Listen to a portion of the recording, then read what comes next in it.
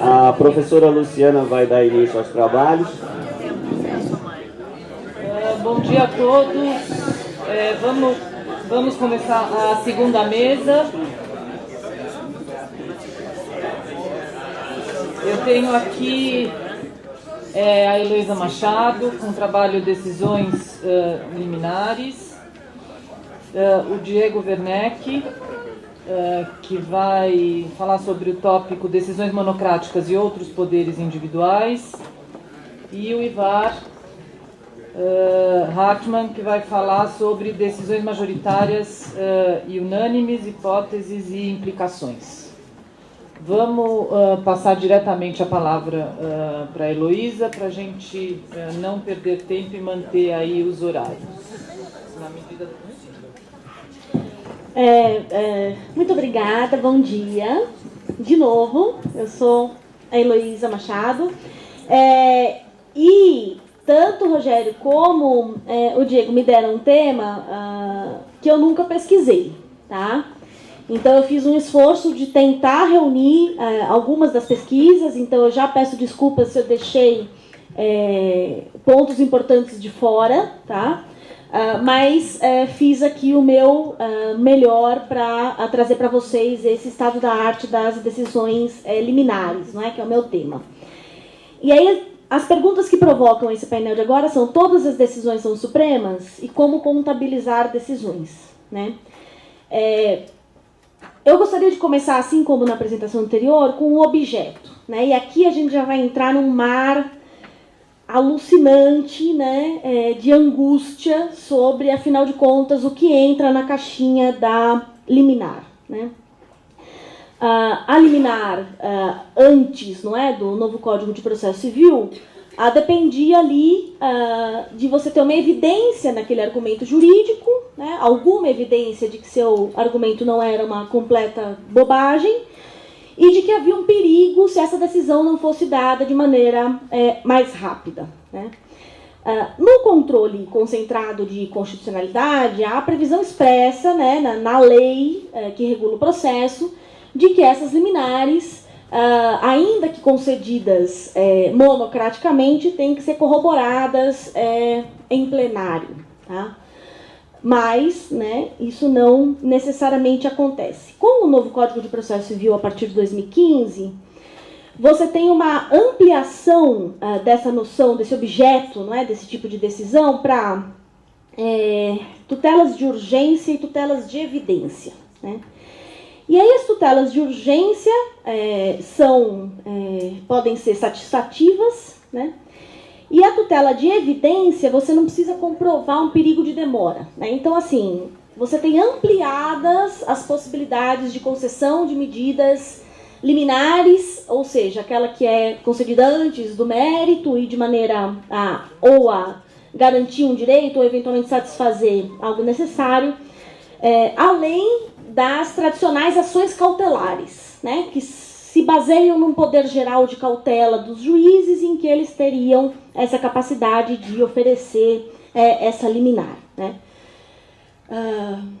Aqui eu acho que é muito importante a gente, quando for estudar liminares, né, ampliar para além de controle concentrado, porque se a gente pensar nos últimos 2 anos, as cautelares, né, as liminares concedidas que fizeram mais barulho, não foram em ADIs, né?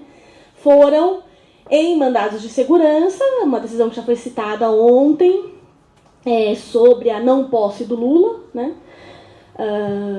E aí também com lei dizendo que não podia ser concedida, mas enfim, a lei, né, ora, a lei.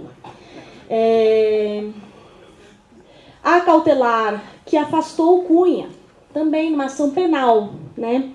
Então você tem, eu acho que como objeto, ainda que a gente fique muito focado no controle concentrado, a importância de olhar para essas cautelares que são acessórias, né, em outras ações, e aí a maneira de contabilizar é super difícil mesmo, porque elas têm um objeto, às vezes, distinto daquela ação penal, né? Como foi nesse caso do Cunha, né?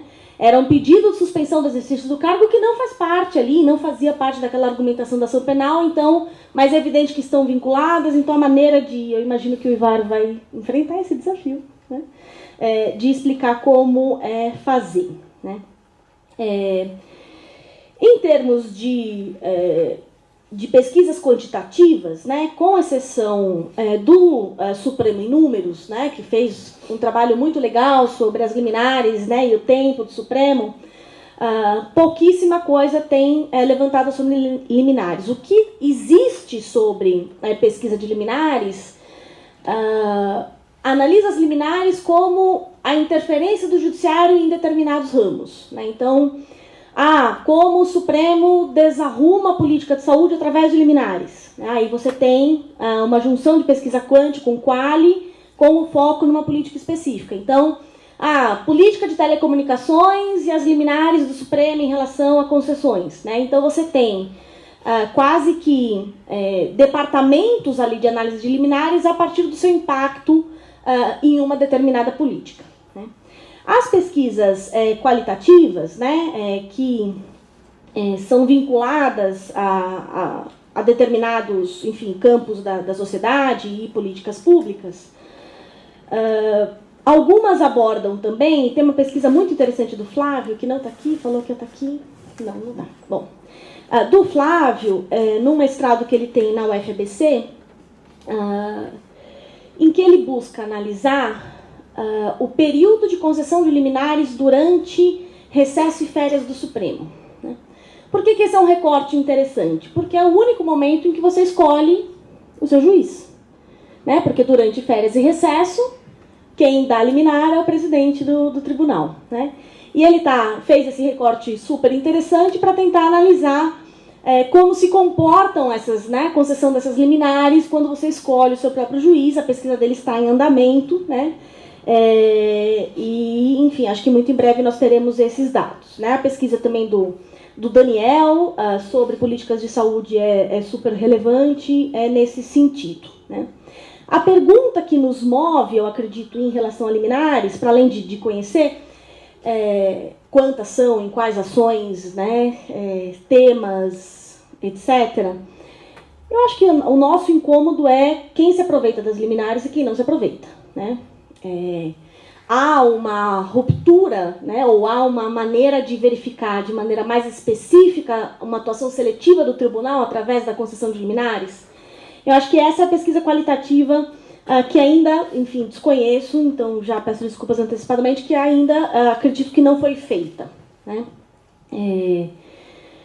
Quais ministros dão liminares, em quais casos, para quais atores, né? Em que momento e se isso é seletivo ou não, ou seja, quais liminares que não são dadas em quais momentos, em outros tempos. Né? Os casos que ficam famosos a gente conhece. Né? Então a gente conhece o caso do Lula e conhece a liminar não dada no caso do Jucá e do Moreira Franco. Né? Mas a gente não tem um estudo mais amplo para além de pensar esses casos específicos. Né? Em desafios de pesquisa, né, eu acho que a gente poderia pegar, de novo, o acesso aos dados, que é um problema recorrente, uma ferramenta específica de pesquisa para liminares, né, a relação entre a liminar monocrática e a liminar corroborada pelos órgãos colegiados do Supremo. Né. Eu prometi, enfim, depois dessa apresentação, trazer a pesquisa sobre a pauta do Supremo, do plenário que a gente está fazendo aqui na GV São Paulo. E nós tivemos, durante toda a presidência do Lewandowski, 27 liminares corroboradas, só. Né? Então, para ter uma dimensão de que, se a gente já tem essa sensação de que são conferidas muitas liminares, de que a atuação monocrática liminar é um problema, né? É um problema ainda maior porque o plenário não é chamado a corroborar essas decisões, a não ser em casos bem pontuais. O que a pesquisa achou no período de presidência do Lewandowski é que as liminares que foram corroboradas em plenário foram relativas à Lava Jato. Então, né, a prisão cautelar do Delcídio, o afastamento provisório do Cunha e mais algumas duas ações ali da Lava Jato e a relação da suspensão das dívidas dos estados. Né? Foram essas as liminares corroboradas em plenário, mas todas as outras, durante esse período, não foram levadas ali para julgamento. Né?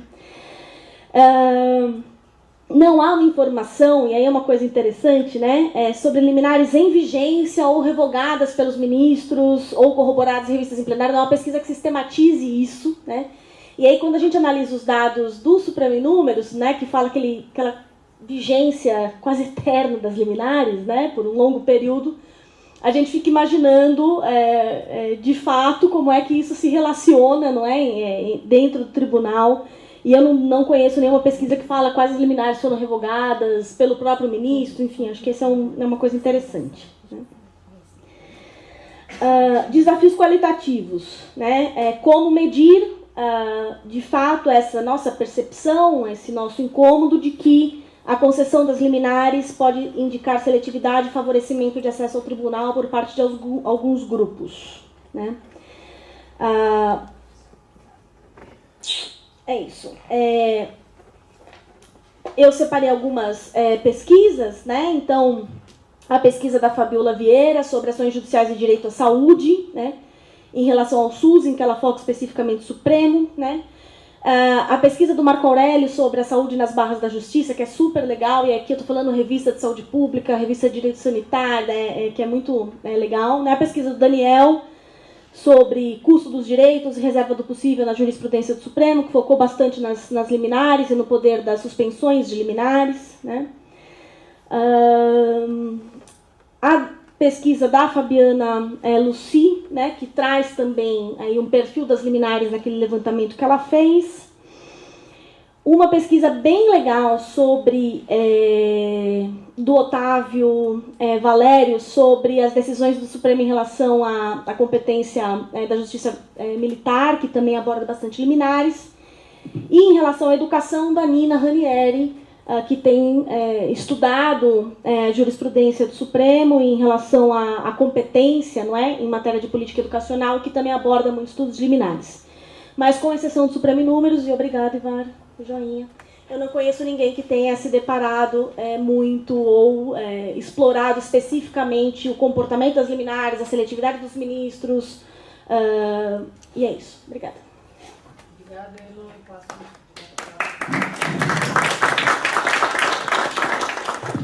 Obrigado, acho que ótimo falar depois da Elo, porque eu já vou...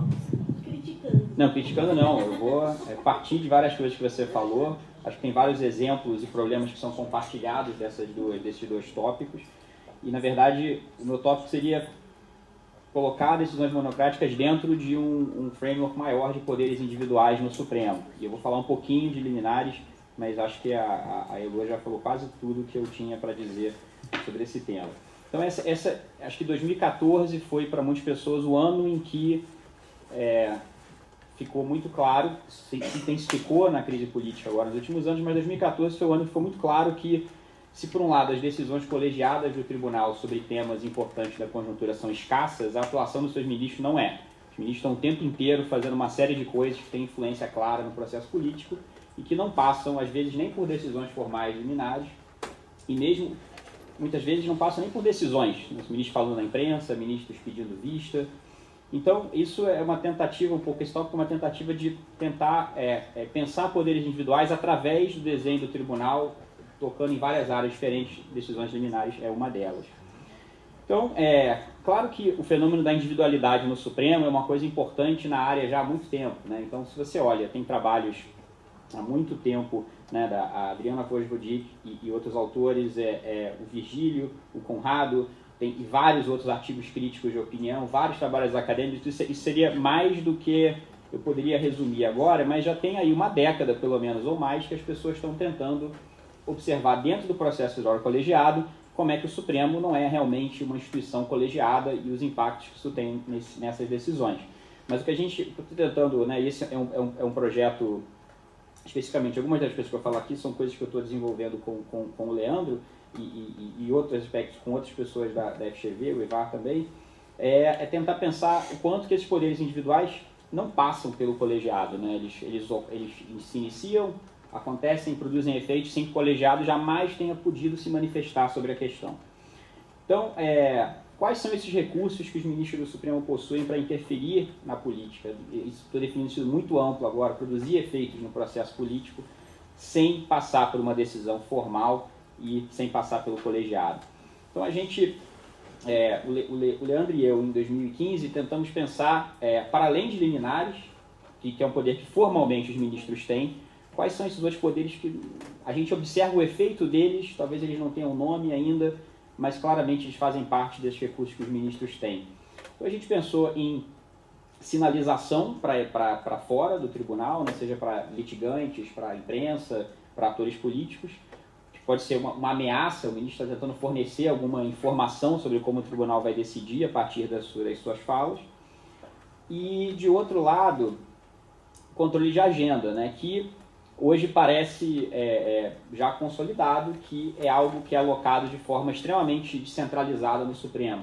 Tem a centralização no presidente, que é decisiva, mas se você aperta lá os mecanismos, o presidente não consegue pautar um processo que o relator não tenha liberado para votação.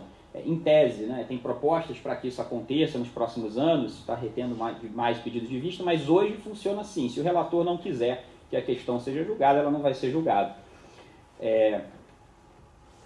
Certo. Então, esses são dois exemplos de coisas que a gente tem tentado mapear em termos de recursos para individualmente produzir efeitos fora do tribunal. Então, nesse sentido, a gente pode dizer que as decisões monocráticas, as decisões individuais, elas são hiperestimadas. Tem muitos outros mecanismos que a gente precisa analisar para observar essa ação, sobretudo política dos ministros, mas não só política, né? Embora os últimos casos, os últimos 2 anos, sejam totalmente vinculados à intervenção no processo político, às vezes pode ter relações entre ministros e escritórios de advocacia, ministros em movimentos sociais, que passam mais abaixo do radar, mas que também envolvem esse tipo de sinalização ou de controle de agenda. Então, mas de outro lado, e aqui eu me conecto mais com o que a Elo falou, então, decisões são hiperestimadas, mas certas decisões individuais são subestimadas, né? Então, quando você olha como é que a área começou a se dar conta desse caráter monocrático do Supremo, talvez um grande momento assim, de eureka tenha sido o artigo do Marcos Paulo Veríssimo em 2008, né? Que talvez, que eu me lembre, foi o primeiro a fazer essa seguinte pergunta incômoda, mas a gente fica pensando em número de processos do Supremo, quando você olha o número de decisões colegiadas, não é tão absurda assim a comparação com outros tribunais, a coisa fica muito mais razoável. Embora ele tivesse enfatizando, quer dizer, ele enfatiza duas coisas, tanto, então, o que o tribunal de fato decide, e também chama atenção para esse certiorari informal, a brasileira, que é o que fica de fora. Quem controla isso? Quem tem acesso a isso? Certamente não é o colegiado, né, um bom ponto de partida para você entender o que o Supremo não julga. Então, aí, a partir de então, vários estudos tentaram, o Marcos Paulo fez ali naquele artigo um recorte, né, de 1 ou 2 anos, vários estudos tentaram pegar de forma mais completa ou censitária o conjunto total de decisões monocráticas do Supremo. Esse número a gente vem atualizando há vários anos, né, no Supremo em números, mas a média sempre fica aí 93% para cima. Após 2009, no artigo do Ivar com a Lívia Ferreira, após 2009 seria 99% no controle difuso de decisões monocráticas, né? E no geral em 2015, até 2011, 2015, 98% a 99% com uma tendência de crescimento. Claro que tem mudanças formais que explicam isso, né? As mudanças no Código de Processo Civil, 95, 98, que começam a transformar esse papel do relator de um mero preparador do julgamento para uma espécie de julgador. E a doutrina percebeu isso, muitos criticavam, mas mesmo quem criticava ainda tinha uma ideia, e acho que é por isso que esses poderes são tão invisíveis, são subestimados, ainda tinha uma ideia de que essa é uma delegação do plenário, né? Então você tem critérios legais, dentro dos quais as liminares são dadas. Em controle abstrato, por exemplo, você não deveria poder dar uma liminar monocrática, aqui eu estou falando de liminares monocráticas. Então é uma delegação individual, precária e circunscrita. Mas tem uma série de estudos recentes, né? E além de tudo, o bom senso e observação do que tem acontecido no país, que permitem a gente questionar quão inofensivo é essa massa de decisões delegadas que os ministros muitas vezes têm no seu conjunto de recursos e que podem representar um grande poder. Então, um artigo do Ivar com a Lívia Ferreira de 2016, um dado interessante é a variação da chance de sucesso de liminares em diferentes tipos de processos, né? E é enorme, né? Você chegando a mandado de segurança e habeas corpus, se você cai com Marco Aurélio, sua chance de sucesso é 50 e poucos %. Se você cair com Lewandowski, a chance era de 90%. Desculpa, o contrário, né? Marco Aurélio tem 50% de chance de sucesso e Lewandowski tem 10% de chance de sucesso. Então você começa a ver que tem alguma coisa acontecendo aí que não é só o Marco Aurélio, né? O Marco Aurélio é o ponto extremo. Esse é um dos casos em que tem uma gradação mais clara, ele não está tão fora da curva, ele está lá no espectro, mas ainda assim você começa a questionar o quão inofensivo é esse poder.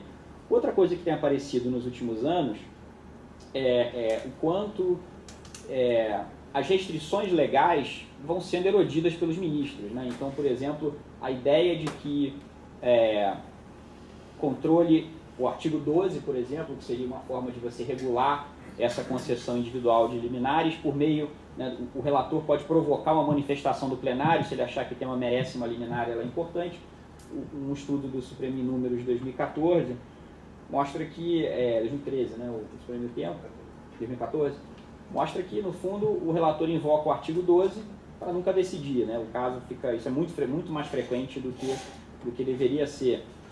Você diz que isso é tão importante que merece uma liminar pelo plenário, mas na prática, aquele momento nunca chega, o relator na prática negou a liminar sem manifestação do plenário.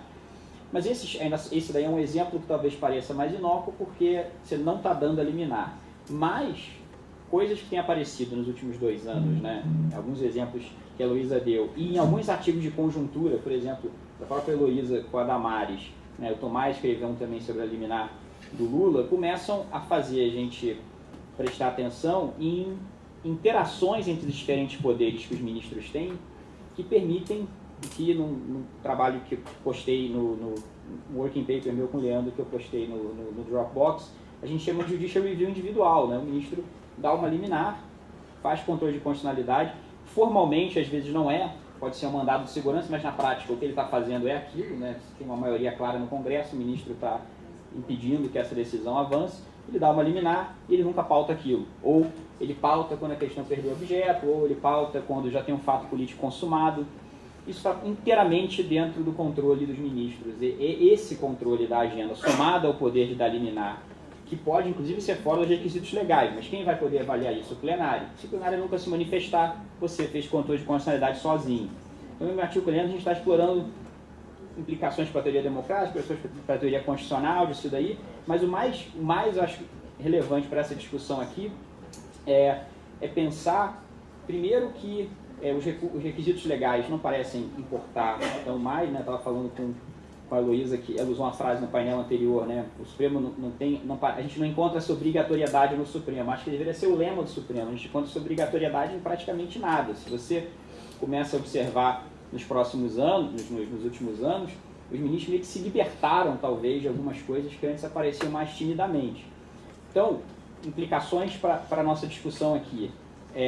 Esses poderes que os ministros têm, eles não vão estar descritos no regimento, muitas vezes. A forma pela qual eles são definidos no regimento não é como eles funcionam na prática. Isso pode parecer uma observação trivial, claro que não vai ser como funciona na prática, mas muitos dos estudos, sobretudo dos juristas, né, na área ainda parece partir do princípio de que descumprir essas normas é uma exceção, é excepcional, é um desvio, talvez não seja mais. E pedido de vista é um ótimo exemplo. Além desses poderes serem com frequência informais, há um outro exemplo importante de informalidade está nesse acesso dos ministros à imprensa, né, porque talvez não tenha nada mais contra a legem do que o que o Gilmar e o Marco Aurélio, por exemplo, fazem semana sim, semana não. Teoricamente, muitas das coisas que eles fazem são explicitamente vedadas pela LOMAN. Isso não parece causar nenhum tipo de problema ou constrangimento mais. Algumas são proibidas pelo Código Penal mesmo. Algumas pelo Código Penal, é verdade. Outras pela moral e os bons costumes, pelo bom senso, a razão. Mas, ainda assim, né? Se o regimento não tem um mecanismo de enforcement, que dirá a razão e o bom senso. Mas então isso é uma implicação para a conversa aqui, né? Em vez de partir das categorias dogmáticas, das divisões entre os processos, para pensar esse tipo de poder, é interessante observar os efeitos no mundo e depois fazer essa engenharia reversa. Assim, os ministros conseguiram fazer essas coisas. Como? Se no fim desse como você encontrar lá uns artigos do regimento que explicam aquilo, ótimo, mas muitas vezes você não vai encontrar. Você vai encontrar uma total discrepância com o regimento prevê. E aí o problema passa a ser outro. Então, se existe limite para um pedido de vista, por exemplo, não é o regimento, qual é esse limite? Porque uma observação que eu e Ivar ouvimos de um parecerista no artigo sobre vista é um pouco... Então, como é que o Supremo decide qualquer coisa? Porque se todo ministro pode tirar quando quiser um processo da pauta, vocês têm que explicar como é que, de fato, qualquer decisão é tomada. Realmente, né? Mas não faremos isso sozinhos, contamos com a ajuda da área. Mas aí as perguntas passam a ser outras. Quais são esses limites informais que, de fato, nessa dinâmica do colegiado, ainda limitam, de alguma forma, esses poderes individuais dos ministros? Outra coisa que eu queria chamar a atenção, e aí já encerro, talvez essas coisas não apareçam em estudos quantitativos, né? Talvez você consiga em estudos quantitativos configurar a facilidade com que você segura a vista por 20 anos, você concede liminar e leva para o plenário, mas essas estratégias invariavelmente vão aparecer. Elas não são estratégias de massa. O ministro vai fazer isso em alguns casos que sejam muito importantes para ele.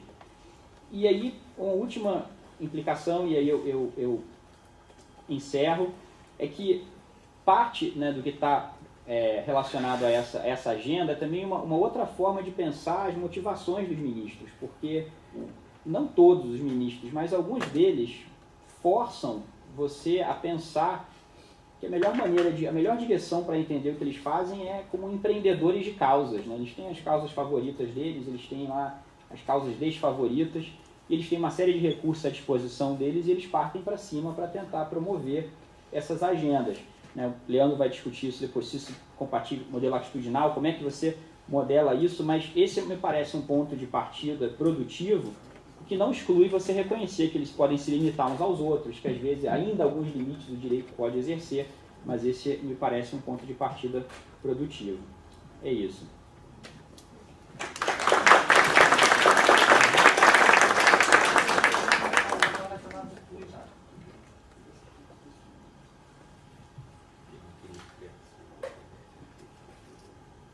Bom dia, como falei ontem, estava com uma expectativa muito grande em relação a isso. Sim, obrigado. Só o que aconteceu fora com a PowerPoint aqui no computador, esse computador me fechou. Lá na cena. Fernando, aqui eu não tenho a explicação.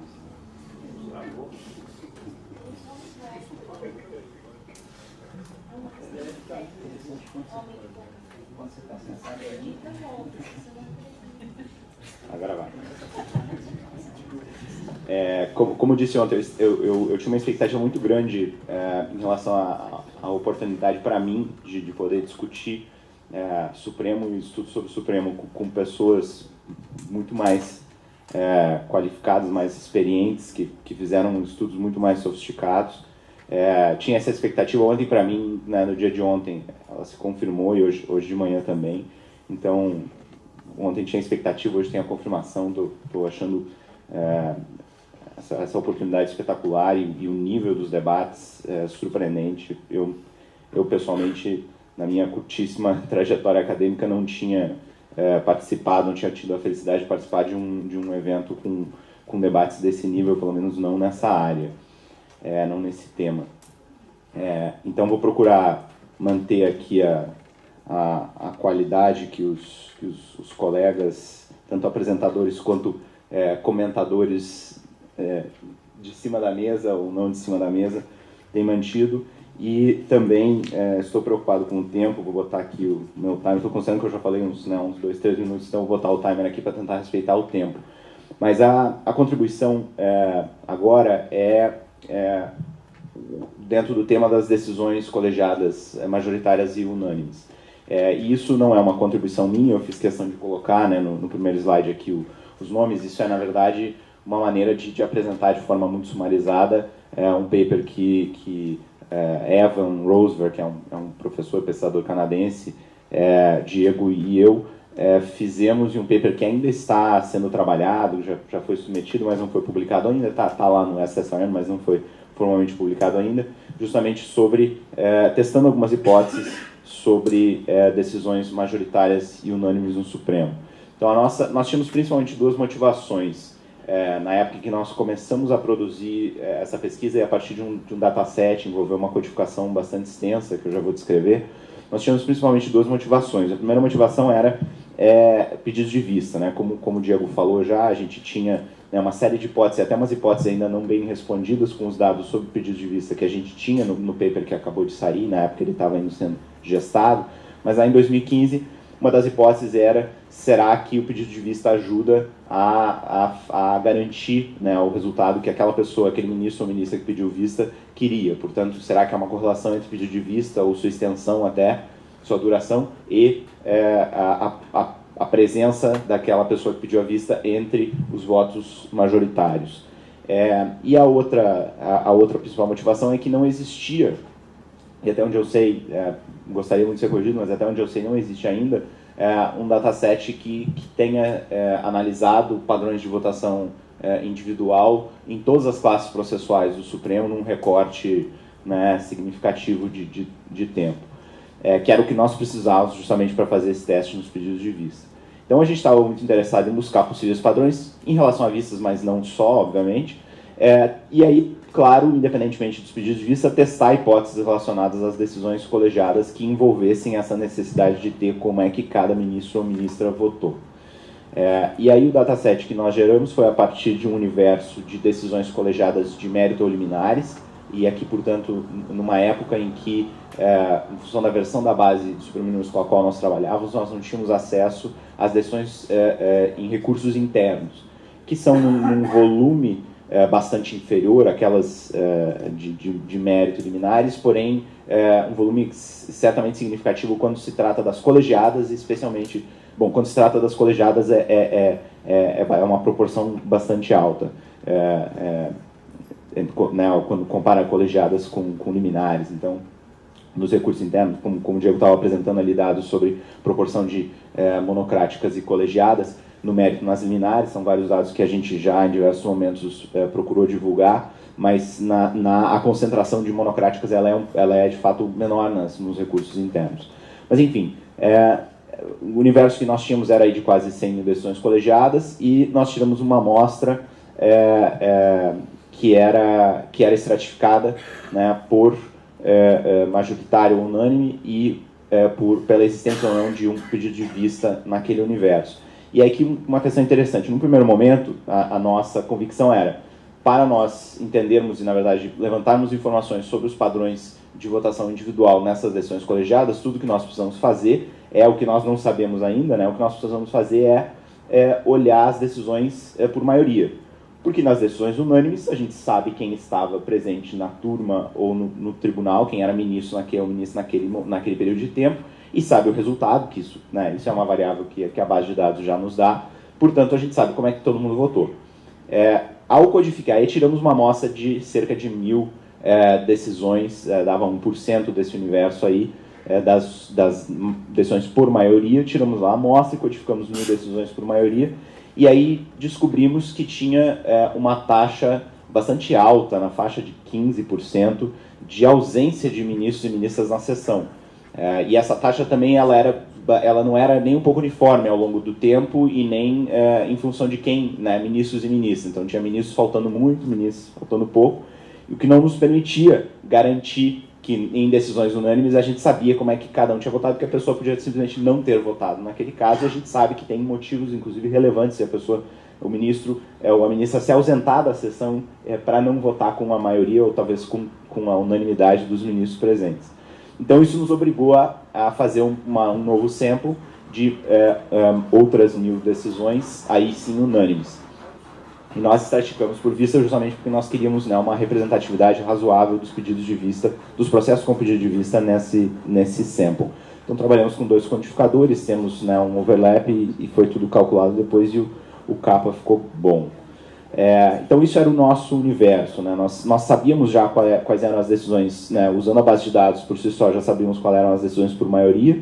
Então a gente sabia inclusive desse pico aqui, né? Que era bastante estranho em 2003.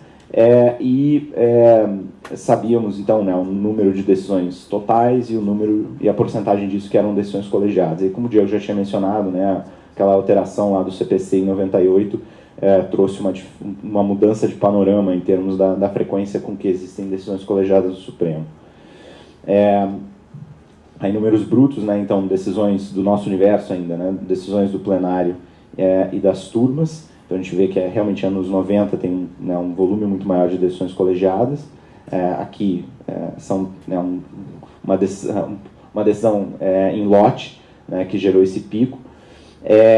E nós tínhamos também, antes de começar o dataset, isso tinha sido já divulgado, embora não em paper acadêmico, nós tínhamos a concentração de decisões por maioria no plenário e nas turmas, né? E aqui a gente tinha algo, né, essa grande diferença entre qual era a tendência, qual era a frequência do dissenso na segunda turma e depois na primeira turma, e o momento em que ocorre essa mudança. Nós tínhamos, claro, por hipótese, que se tratava da mudança de turma do ministro Marco Aurélio antes e após a sua presidência, mas não tínhamos como, obviamente não podíamos confirmar, porque a gente não tinha informação individual. Então aqui a gente tem uma primeira confirmação, né, depois de fazer a codificação toda, a gente identificou que o ministro Marco Aurélio não só, né, um outlier, mas um outlier que mexe bastante com os dados. Então nós identificamos cerca de 75% de decisões, cerca de 75% das decisões por maioria era uma decisão por maioria onde só havia um ministro ou ministra vencido, e desses 75% nesse universo, 80% esse ministro vencido era o ministro Marco Aurélio. Então, ao longo do paper, a gente faz distinções, né, nos testes, nos modelos com e sem o ministro Marco Aurélio, e vocês podem ver aí que a concentração, quando a gente tira ele, a concentração de decisões com voto vencido, ela é bem diferente. E aí aqui, né, por ministro, então, para realmente confirmar, a média fica na faixa de 2%, então um ministro ou ministra vota com uma minoria de forma vencida ou vencida cerca de 2 a 4% do tempo. A grande maioria dos ministros estão aqui nessa faixa, e o ministro Marco Aurélio está aqui na faixa dos 12%. E aí vocês podem ver, tem um outro slide no final com uma maneira um pouco diferente de representar isso. A gente, para alguns ministros, efetivamente tinha um número pequeno de decisões no nosso sample, e os intervalos de confiança não eram ideais, né? Especialmente o Célio Borja, e como o nosso dataset é até 2013, a gente tinha 6 meses só do ministro Barroso e tinha 1 ano do ministro Zavascki, então para esses realmente não era tão confiável como a gente gostaria. E aí nós testamos algumas hipóteses, né? Uma primeira hipótese era de que é algo testado, né, na doutrina estrangeira e confirmado, né, até certo ponto nas cortes federais, de que nos Estados Unidos, de que mais casos para julgar significa menos dissenso, e achamos uma correlação entre um número maior de casos, né? A gente testou as médias de casos julgados anualmente, e uma correlação entre o número de casos e frequência e coesão da corte. Coesão aqui é número de votos na maioria menos número de votos vencidos dividido pelo total dos votos. Então, esses resultados aqui são essa média de coesão. Então, aqui foi confirmado que mais casos para julgar gera mais coesão. Uma outra hipótese que nos deixou, de um lado, bastante surpresos, mas bastante interessados, foi de que um número maior de presidentes ou presidentas representados, né, entre os ministros ou ministras votando naquele momento, significa uma maior coesão, ao contrário do que a gente imaginava. A gente imaginava que uma corte composta por ministros e ministras nomeados por 3 pessoas diferentes, ou 4 pessoas diferentes, seria uma corte, digamos assim, com maior dissenso do que uma corte onde todos foram nomeados por 2 presidentes. E foi o contrário, então, do que a gente esperava. E isso se confirmou tanto no plenário quanto nas turmas. E tem hipótese política, não vou discutir isso aqui, a gente discute no paper, mas eu queria focar em respeitar meu tempo e apresentar os resultados iniciais. Eu acho que a discussão vai ser boa. A gente testou também a atuação do tribunal, né? E aqui talvez uma das grandes vantagens de ter todos os tipos de classes processuais na amostra, e percebeu, por exemplo, que o plenário, quando atua no controle difuso, ele, na verdade, é menos coeso e tem mais dissenso do que quando ele atua no controle concentrado. Teria razões diferentes para dizer que a expectativa era uma ou que era outra, mas nós achamos isso particularmente interessante. E aí, em relação a mudanças institucionais, a gente testou duas. Uma relacionada à TV Justiça, que também não vou falar muito, que a gente vai ter, se não me engano, uma apresentação do Virgílio especificamente sobre isso, mas quando a gente olhou apenas, testando apenas a variável de coesão, a gente identificou no plenário pouquíssima ou nenhuma diferença no antes e depois. A gente isolou um período logo após, que seria, digamos assim, um período de transição, onde sim há uma diferença, tem menos coesão nesse período, um período de 6 meses, mas vários anos antes e vários anos depois tem pouca diferença. Esse efeito, na verdade, não é exatamente o mesmo nas turmas. Nas turmas ele parece sim que a TV Justiça trouxe talvez um efeito de menos dissenso. E aqui eu só diria sobre TV Justiça que quando a gente usou o mesmo dataset, enriqueceu com informações sobre o tamanho do voto dos ministros e ministras e a frequência com que entravam no debate, e quem tinha entrado no debate, ou seja, a gente mediu um pouco mais o comportamento na sessão, aí sim a gente identificou algo estatisticamente relevante e duradouro de efeito da TV Justiça, ou seja, mais debates, mais ministros participando nos debates, mesmo em vários anos após a TV Justiça. Esse paper já foi submetido, com a ajuda do Fontainha, ele receberá os pareceres, positivos ou negativos, e esperamos poder contribuir para esse debate também. Em relação à reforma, nós identificamos aqui algo que talvez está meio relacionado com a atuação da Corte no controle difuso e concentrado, após a reforma do Judiciário, onde nós esperávamos um Supremo podendo julgar menos daquilo que ele não queria julgar e podendo julgar no todo menos, ou seja, uma quantidade, um volume menor de processos e um volume menor de recursos repetitivos, nós encontramos mais dissenso, ou seja, menos coesão. E isso aqui, de novo, a gente explica possíveis, a gente apresenta no paper possíveis explicações, mas acho que também é algo interessante para o ponto de vista de discussão, e isso acontece tanto no plenário quanto nas turmas. Então, primeiro, a gente teve uma confirmação do fenômeno Marco Aurélio. A gente identificou, independentemente de TV Justiça e da atuação do tipo de atuação, se é controle difuso, concentrado, se é turmas ou plenário, a gente identificou um aumento gradual do dissenso, que pode ou não ser uma mudança generacional. E aqui, confirmando, um comportamento diferente conforme o tipo de atuação do tribunal e até o que os dados sobre dissenso podem mostrar, um pequeno impacto da TV Justiça.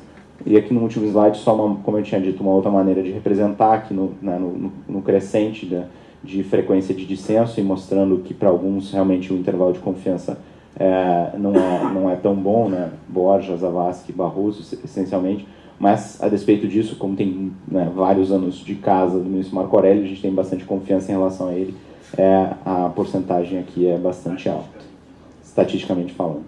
Era isso. Obrigado.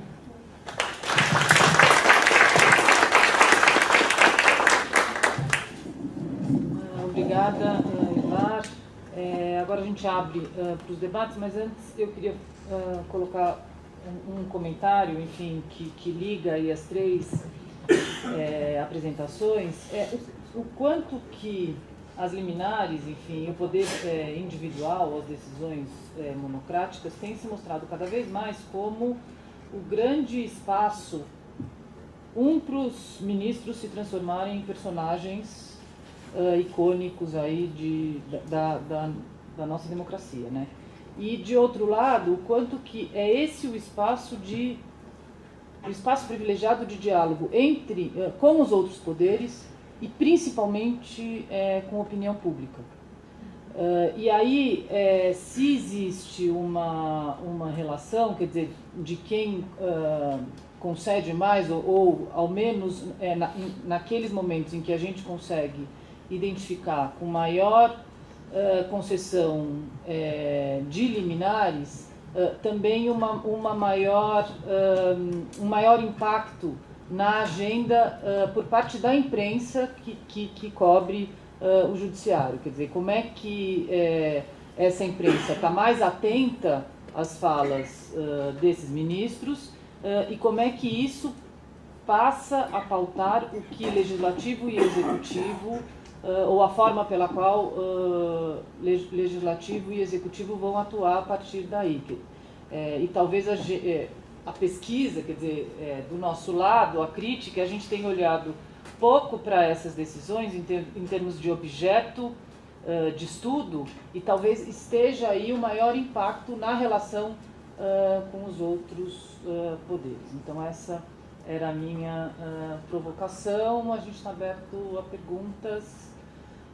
Conrado, Luciano, Paulo, Alexandre e Guilherme. A gente faz essa rodada e depois... Uma pergunta rápida para o Ivar, que era essa medida de coesão. Para você, não sei se escapou alguma coisa da apresentação, mas para medir coesão, por acaso a dispersão de votos importa.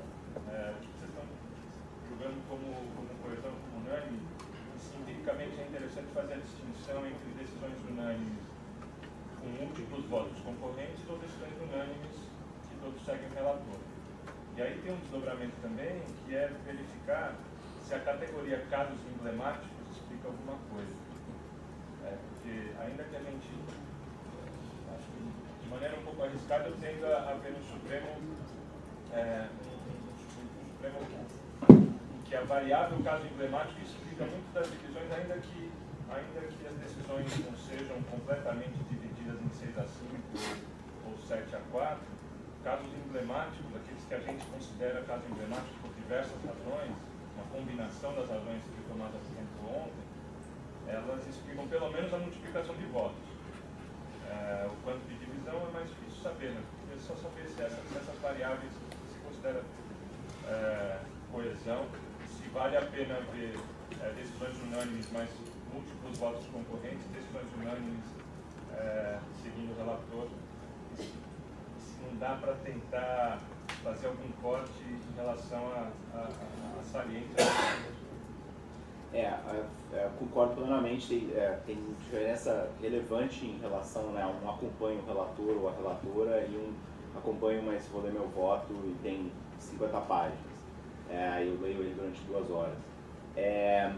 A gente, no primeiro, e tem que ter pelo menos, na verdade, 2 maneiras de falar de dispersão de votos, né? Poderia ser tanto dispersão produzindo ou não o seu próprio, no sentido de que houve a produção do voto próprio, quanto no sentido de produzir o voto próprio, mas na verdade, além disso, ele também concordou em parte, mas não em tudo. Isso, como a gente sabe, gera uma grande dificuldade para efeitos de codificação. Então, para efeitos, assim, transparência, né, como é que a gente codificou? A gente codificou de 3 formas, né? Ou era procedente, parcialmente procedente ou improcedente. Então, a gente simplificou, né? E talvez para efeitos de algumas perguntas de pesquisa, a gente talvez simplificou demais o resultado e como foi votado. No primeiro momento da codificação, que foi a partir do qual a gente gerou esse paper sobre dissenso, que é os resultados que eu estou mostrando aqui, a gente apenas codificou se votou com a maioria ou não. A gente não olhou para foi um voto concorrente ou não.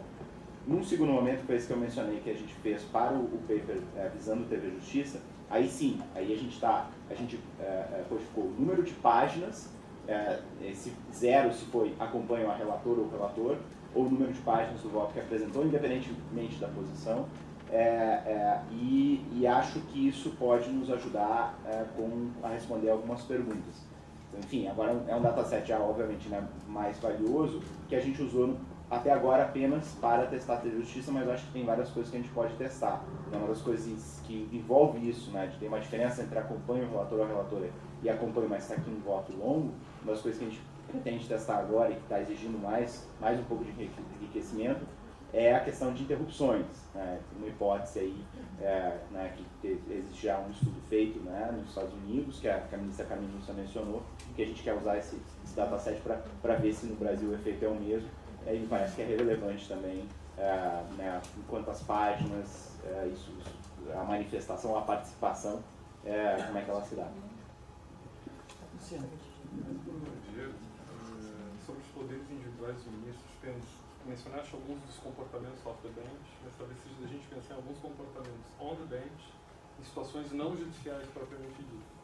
São coisas que envolvem desde decisões administrativas dentro do tribunal, nas quais existe enorme autonomia individual dos ministros, decisões sobre gabinete, assessores, juízes auxiliares, etc., que tem um impacto muito grande sobre as decisões, e decisões propriamente legislativas mesmo. Iniciativas, sobretudo, do presidente, questões salariais, remuneratórias e por aí vai. E a sua capacidade de articulação e negociação diretamente com o Congresso e os demais poderes. Então, eu queria saber se existe alguma possibilidade de integrar isso, de repente, essas perspectivas ou não. Vamos só fazer a rodada. Acho que Paulo e Alexandre. Duas perguntas, só a primeira para o Eduardo.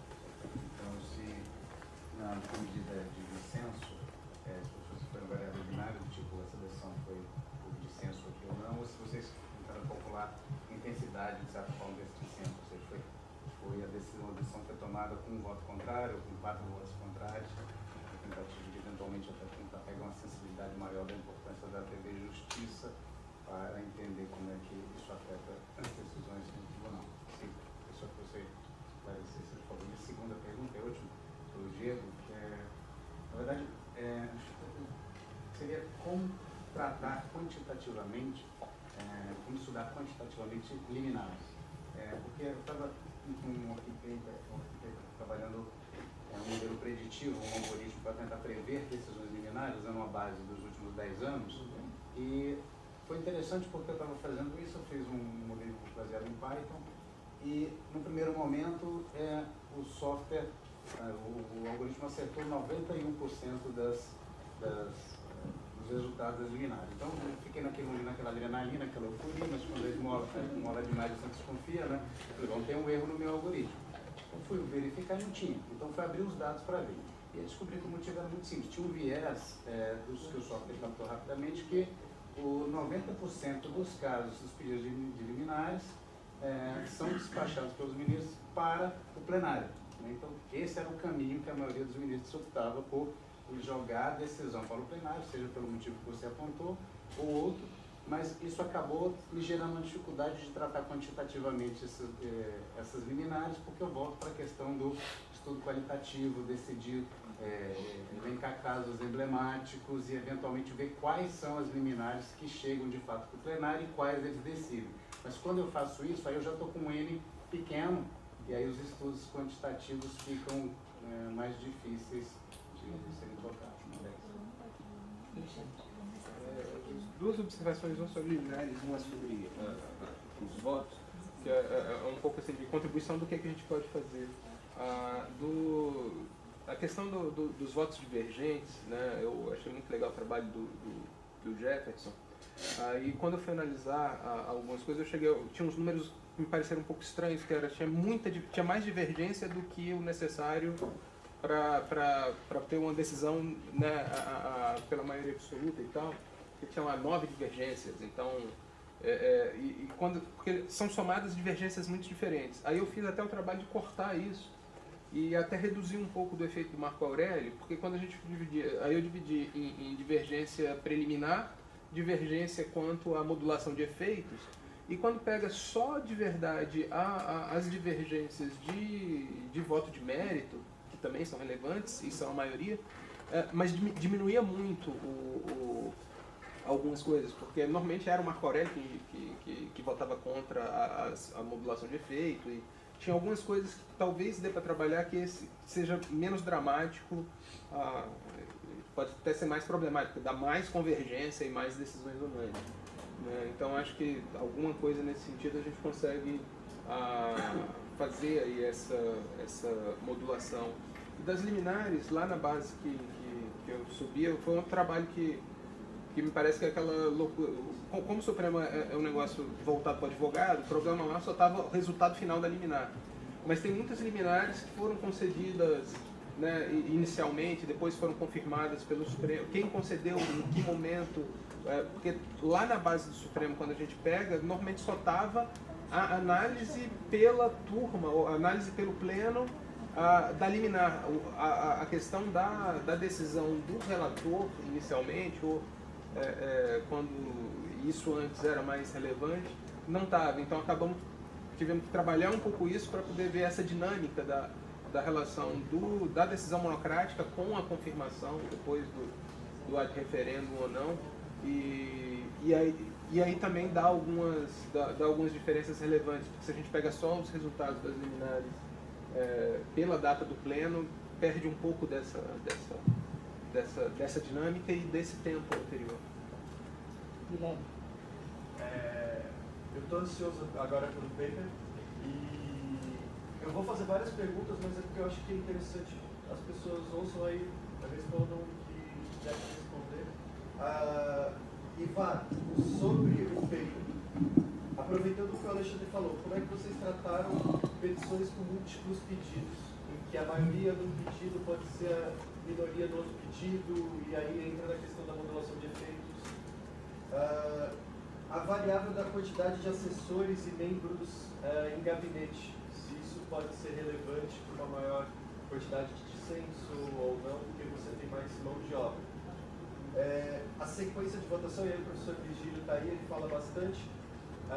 Eu reparei no gráfico que o ministro Moreira Alves era o que tinha maior grau de coesão, aí você tinha o Nelson Jobim, e aí para mim já ficou estranho ter os dois ali no finalzinho, e aí eu fiquei pensando se não é o fato deles no dataset serem mais antigos e estarem no final da votação, e aí vem toda a dimensão estratégica que o professor Virgílio fala, e que pode gerar mais coesão aí no gráfico. E uma última coisa que também tem relação com o relatório que vocês fizeram do Supremo em Números, do artigo 12 da Lei de Adin, eu achei muito legal essa verificação. Por que o ministro, essa vai mais para o Diego, e aí também eu já faço a segunda pergunta. Por que o ministro, então, com esse poder de eliminar, poder de dar uma liminar e conseguir ter esse poder individual, ele aplicaria o artigo 12 tão insistentemente para tirar o próprio poder dele da liminar? E aí, a última questão é uma pesquisa que eu comecei numa disciplina do Rogério e que eu estou finalizando. A gente discute muito a individualidade e o poder individual dos ministros, mas eu acho que o colegiado também tem ferramentas contra os ministros. E aí eu trago a ideia da antecipação de voto. Então, eu posso pedir vista, mas a corte pode ir contra mim numa antecipação de voto, e eu dou o exemplo do financiamento de campanha, que o Gilmar Mendes pediu vista com 3-1, 3 antecipações de voto, o Felipe Recondo está aí. Não deixa mentir, o que saiu na mídia foi o STF decide contra o financiamento de campanha, mesmo que houvesse mais uma sessão de julgamento. Então eles pressionaram o Gilmar Mendes de uma forma que não seria comum, porque eles anteciparam o voto.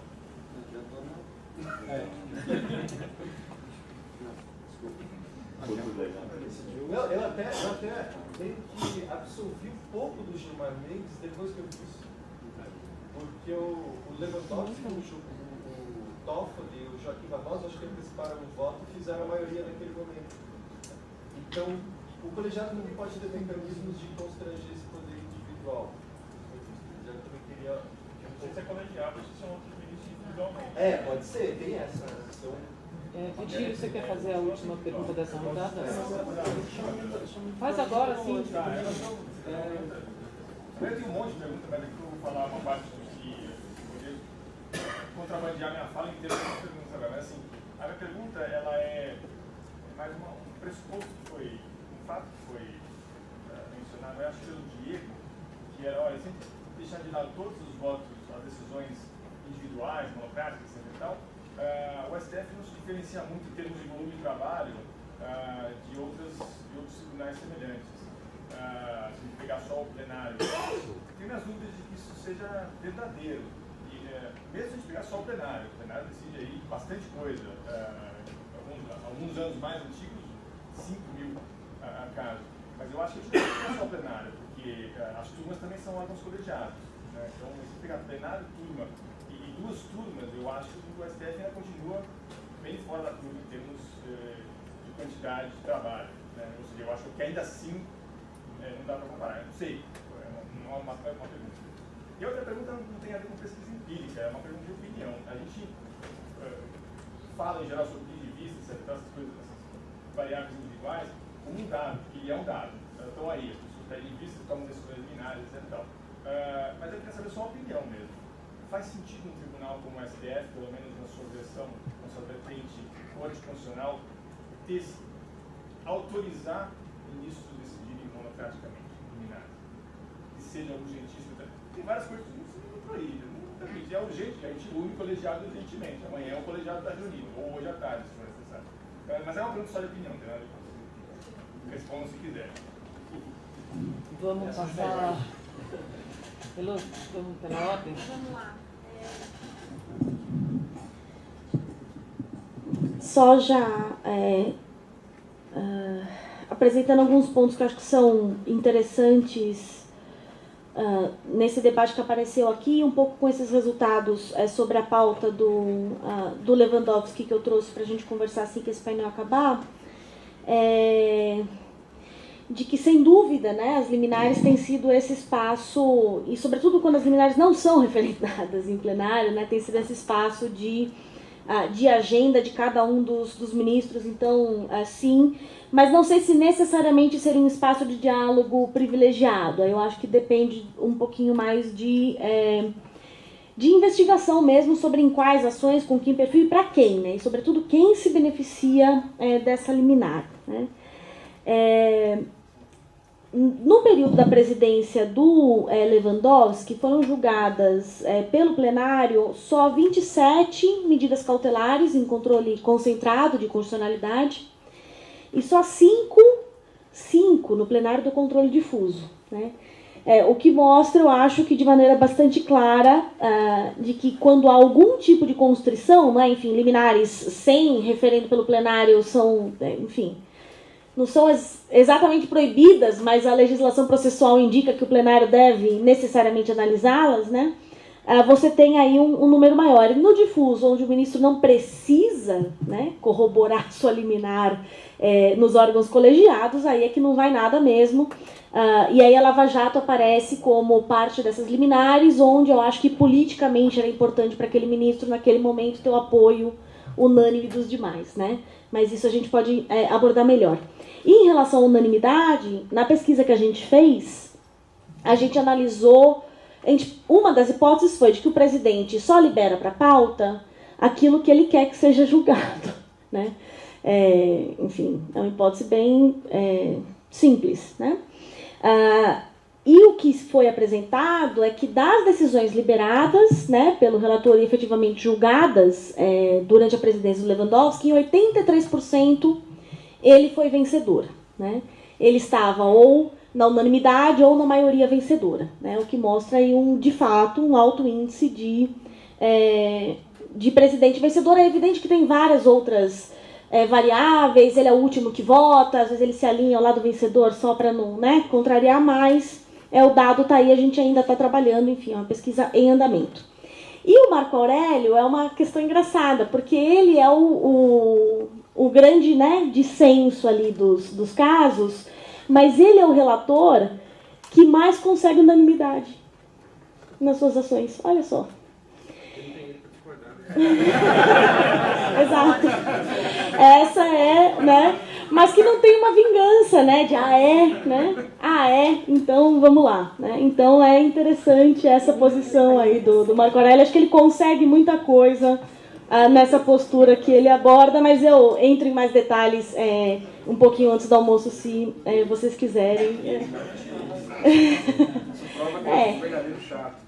Exato, é o verdadeiro chato. Não tem vingança porque ninguém leva a sério. Sabe que não é pessoal, né? Mas é isso. Obrigado.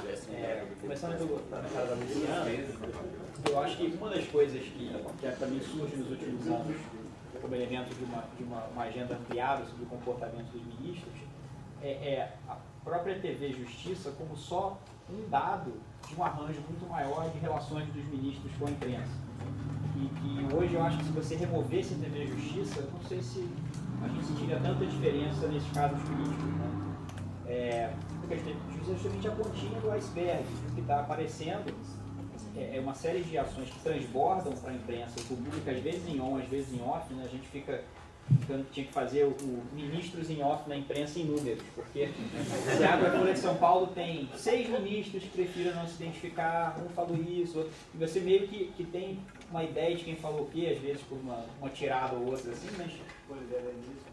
Pois é, o ministro que achou isso bolivariano, aí você já sabe quem é.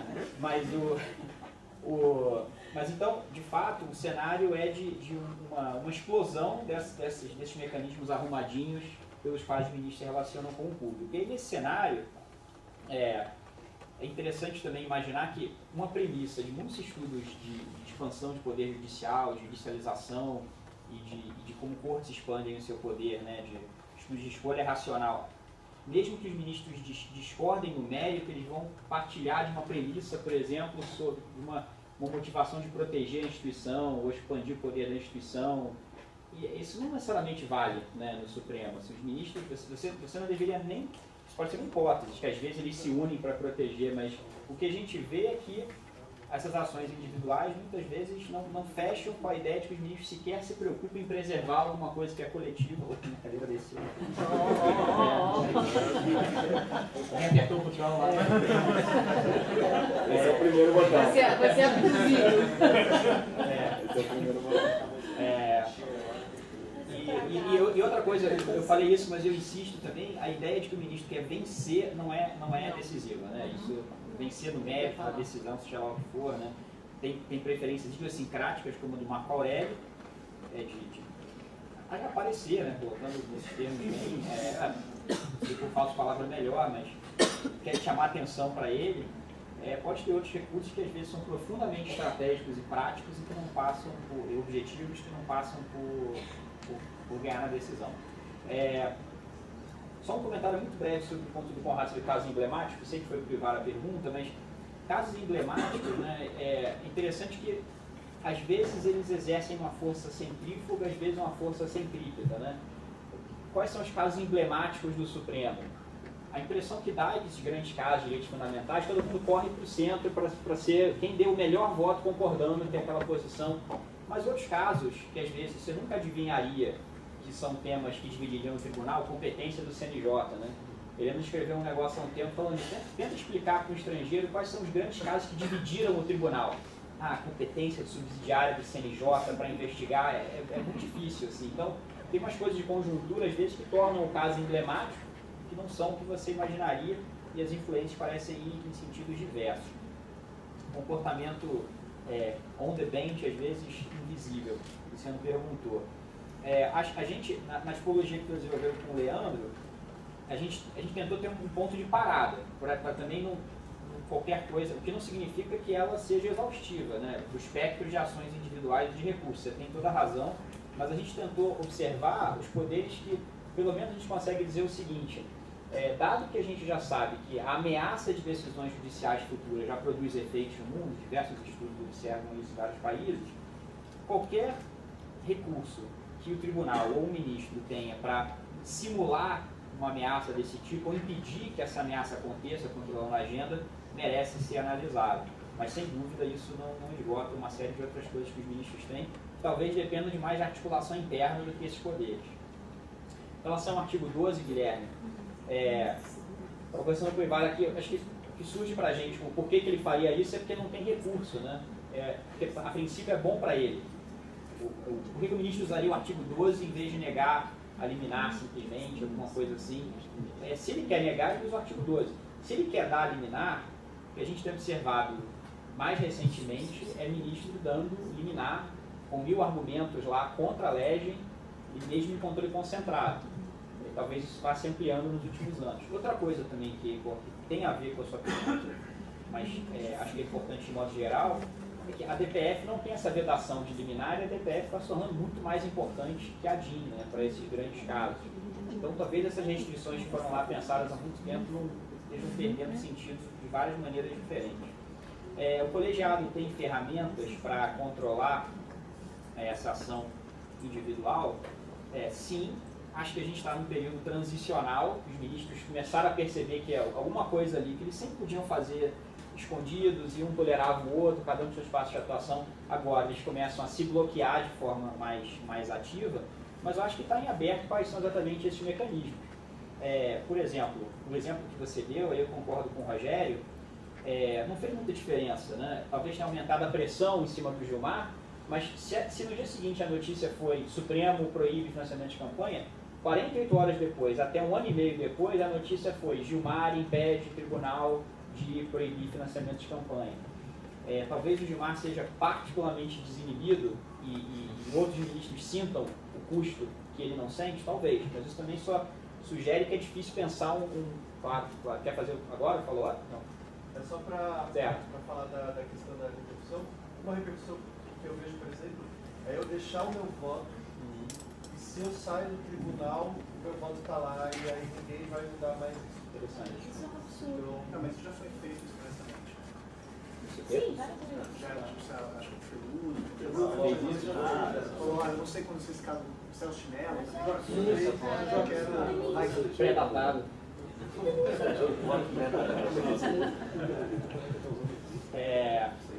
Interessante.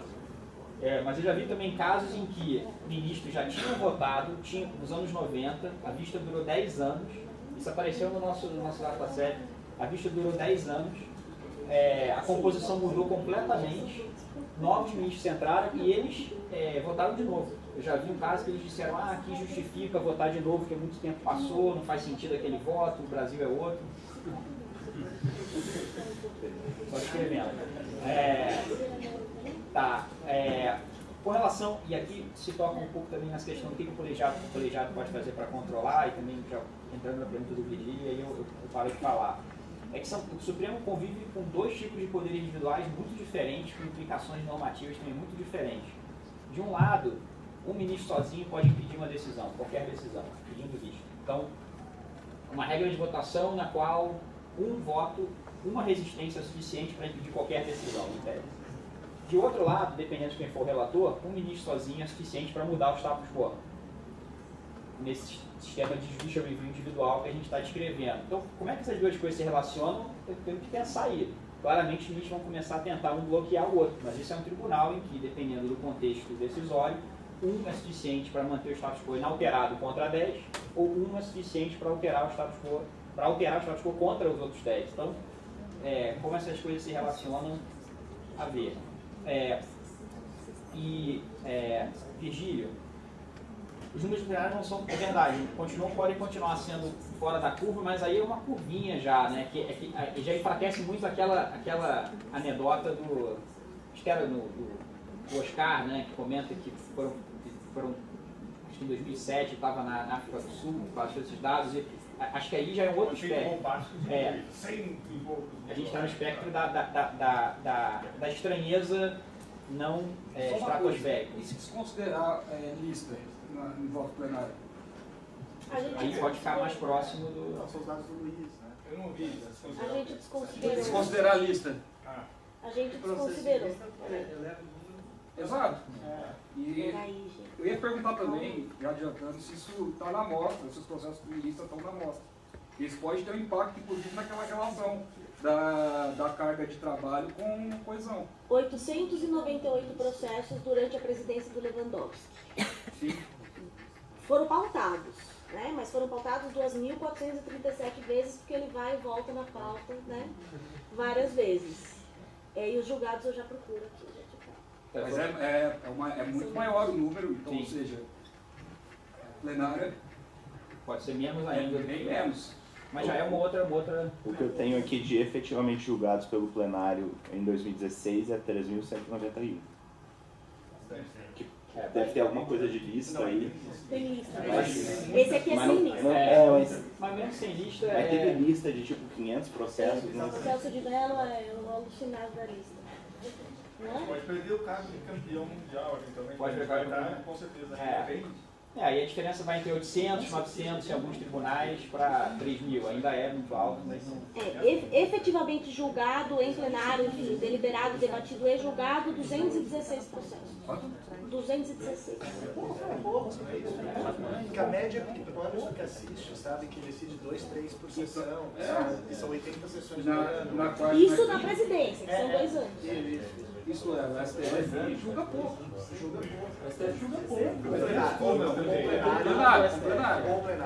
O plenário, gente. O plenário sem lista. Sem lista. Sem lista. Só plenário, não sem lista. Porque assim, o tribunal só tem turno em plenário. E aí você conta aqui no plenário. E o STF tem plenário e turno. E turno é uma colegiada, tem que fazer essa conta também. Pelo menos de alguma forma, não sei como. Dividindo por 2, Não, só para a pergunta de opinião do Virgílio, eu imagino que pela sua pergunta você concorde comigo, eu sou contra liminar monocrática, assim, no geral. Acho que a gente se viciou numa judicialização em tempo real que os partidos políticos curtem cada vez mais. E em termos comparativos, eu não tenho que olhar em detalhes, mas os exemplos que eu conheço sobrevivem muito bem, obrigado, sem liminar. Né? Sem liminar nenhuma, seja colegiada, seja... Mas eu acho que aí, eu falou do poder cautelar, né? Que também essa é uma ideia que atravessa aí o Supremo, que o seu juiz possa fazer isso. Mas eu sou contra, enfim, podemos desenvolver depois essa conversa, mas acho que normalizamos uma coisa que não tem paralelo e não se justifica. Mas tem duas normalidades, né? Tem essa e tem você também, não é normal você ficar 20 anos sem julgar uma ação. Então, o nosso problema é que a gente tem duas normalidades. Porque senão você não tem eliminar, mas tem Você só não está Mas essas duas, aquela coisa, né? Nenhum avião cai por um problema só. Quando tem 3 juntos aqui, dá uma tragédia. Eu vou me dar o direito só a completar ao que o Diego está falando, quer dizer, para além dessa normalidade, enfim, que o público externo ou os partidos políticos querem os próprios ministros viram aí um espaço gigantesco, né? Eu estava lembrando aqui com a Elô, quer dizer, a gente estava assistindo ao vivo no caso do Renan Calheiros, não vou respeitar a decisão do Marco Aurélio. E o que estava sendo discutido ali no plenário não era fortalecer uma decisão do Supremo Tribunal Federal ou o cumprimento de uma decisão judiciária. O plenário passou 3 horas protegendo o Marco Aurélio. Era um debate assim, era fofoca. Era um debate de fofoca ao vivo e a cores, protegendo um ministro que deu uma decisão monocrática, enfim. E sequer tocaram na desobediência do Renan Calheiros. Esse caso é interessantíssimo para a gente olhar a força do indivíduo, o quanto vale a pena jogar fora o institucional. Sim, mais um elemento, né? Ali, particularmente, era a defesa não só do Marco Aurélio, como assim, defesa do colega, mas também contra não cumprimento, mas era também, em parte, dava para ver nas manifestações, defesa do Marco Aurélio contra as declarações do Gilmar. Exatamente. Então, mais um elemento do Gilmar que não estava presente e do Toffoli que saiu no meio da sessão porque tinha um outro compromisso. Eu acho que tinha uma outra coisa. E não vou falar sobre o assunto, né? Nesse caso, eu acho que tinha uma outra coisa no jogo também, que era o seguinte: eles desautorizaram o Marco Aurélio, né? O Marco Aurélio foi desmoralizado pelo plenário na medida que ele foi caçado a liminar, que o plenário, de certa forma, tinha antes colocado ele em condições, eles colocaram a bola na marca do pênalti e acharam que o Marco Aurélio não ia chutar pro gol. Mas o que acontece? Durante todas as fases em que eles estavam, assim, em princípio, quase que se desculpando com o Marco Aurélio, que aquilo lá não parecia não tanto uma defesa, mas quase que um desagravo, mas da parte deles também, nós estamos fazendo isso com você, mas eu acho que o importante do ponto de vista de pesquisa aqui é que todo tempo eles falavam, mas eu tomaria essa decisão se eu estivesse no seu lugar, você tinha esse poder para fazer. Eles estavam fazendo ali também a reafirmação do poder institucional, do recurso institucional que eles utilizam o tempo inteiro.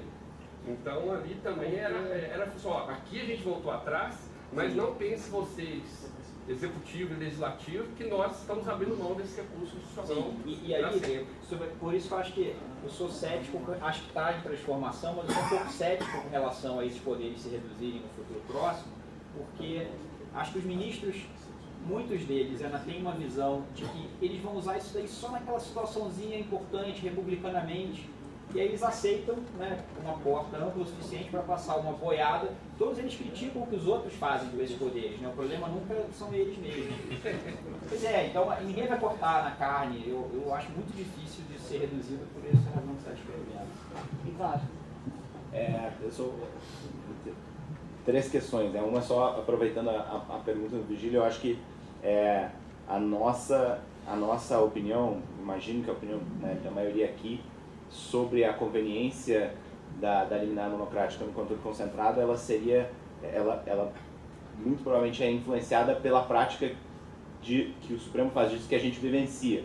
Então talvez esse grupo aqui na média estaria respondendo essa pergunta de uma maneira um pouco diferente se a prática fosse outra, fosse 2 liminares monocráticas no controle concentrado por ano, quer dizer, é extremamente esparso, raro, e uso com muita moderação, talvez, a nossa posição sobre isso, mas eu, de maneira geral, concordo com o Diego. Sobre a maneira como está codificado, né, o dissenso, a gente olhou número de pessoas, portanto, o número de ministros ou ministras vencidos, na maioria e na minoria, e tamanho, né, para efeitos depois do paper sobre TV Justiça, tamanho do voto, coisas assim, mas acho que a pergunta também está relacionada, à medida que tu tenta falar sobre o quanto divergiu, isso está relacionado também a quantos pedidos tinha, e como eu tinha dito já, a gente simplificou, para efeitos de algumas perguntas possíveis de pesquisa, a gente simplificou, e talvez demais, para, né, viabilizar, codificar esse número de decisões, a gente simplificou na medida em que, se uma ADI tinha 3 diferentes pedidos, os únicos resultados possíveis eram, de qualquer maneira, continuavam sendo, né, improcedente, parcialmente procedente ou procedente. Então, de fato, se fosse refazer a codificação, e acho que é uma das coisas que poderia ser feita naquela proposta que eu fiz ontem, né, se fosse fazer um consórcio e a gente fazer uma codificação mais complexa, mais detalhada, né, dessas outras classes processuais também, acho que é uma coisa que deve ser considerada, separar, né, a análise né, do mérito de questões processuais, por exemplo, no pedido e nos votos. Acho que isso por si só nem acho que vale a pena também olhar diferentes pedidos do mérito, mas só separar mérito de pedidos sobre admissão também já faria muita diferença. Vamos a 2 últimas comentários para a gente encerrar e ir para o almoço, porque o dia ainda tem muita coisa. Tomás Guilherme.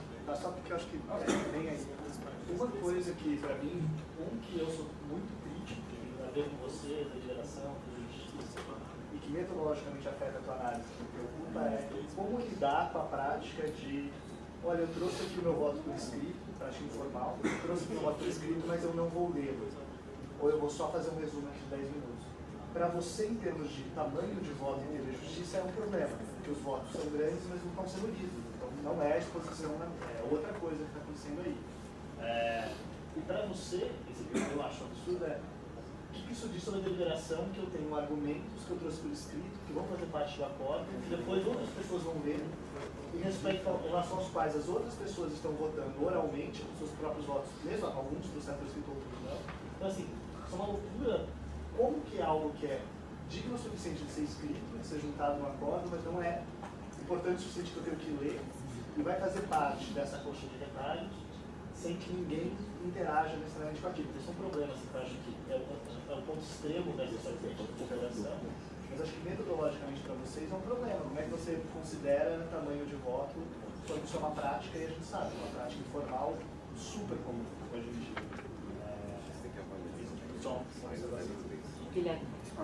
Só 2 coisas pontuais. A primeira sobre a TV Justiça.